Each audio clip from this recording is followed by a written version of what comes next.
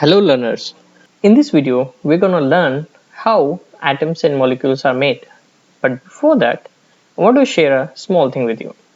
So, have you ever considered a piece of bread and dividing it into half? Then later, divide it again into a half? Fine. If you go on dividing it, you will get a particle or a piece of bread that can't be divided further.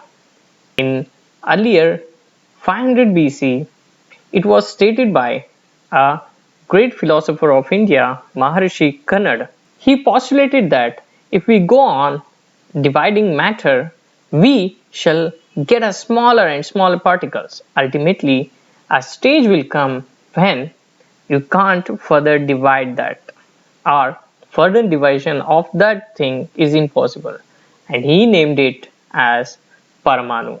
So later on in the same era, Greek philosophers Democritus and Leucippus suggested that if we go on dividing matter, a stage will come when particles obtained cannot be divided further.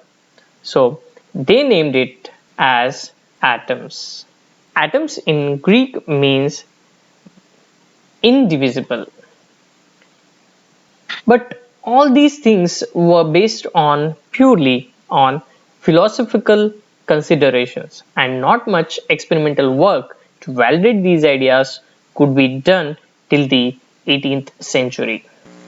Like as I say, science is ever changing. In 18th century, we came to know about the difference between elements and compounds. So even we thought that water is an element, but later we came to know that it is made up of two different elements, that is hydrogen and oxygen. Later in the 18th century, Lavoisier laid the foundation of chemical sciences by establishing two important laws. What are those two important laws? Those were called as the law of chemical combinations. In that, the first law was called as law of conservation of mass. So, the name itself has its own meaning. That is, conservation means there is no loss of mass whenever there is a chemical combination of two reactants. To understand this better, we will perform a simple experiment. Take solution, that is 5% solution of barium chloride and sodium sulfate. This is an experimental setup in which I have taken a conical flask. Inside that conical flask, with the help of a thread, I have tied a small test tube containing barium chloride solution, and inside the conical flask I have filled it with sodium sulfate solution. So now what I am going to do is I am going to tilt this conical flask, by which this solution of barium chloride is getting combined inside the solution of sodium sulfate.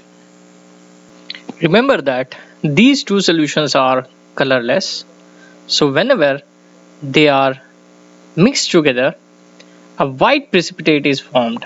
That white precipitate is of barium sulfate. So what happened here? Simple thing, sodium sulfate and barium chloride reacted with each other to form double displacement reaction.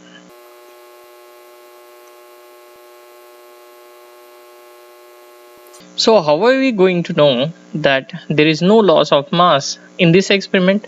Simple thing, what we are going to do is, before tilting the conical flask, we are going to note the weight of the total setup. over here. And then after tilting, we are going to know the weight of the total setup again.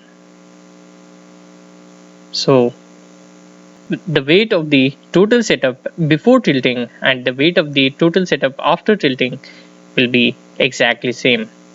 What does that means? That means law of conservation of mass states that mass can neither be created nor be destroyed in a chemical reaction. Comment below your answer. Why was the need to put a cork and close the conical flask? In our next video, we're gonna study law of constant proportion. Stay tuned. This is me Wasim signing off. Thank you and happy learning.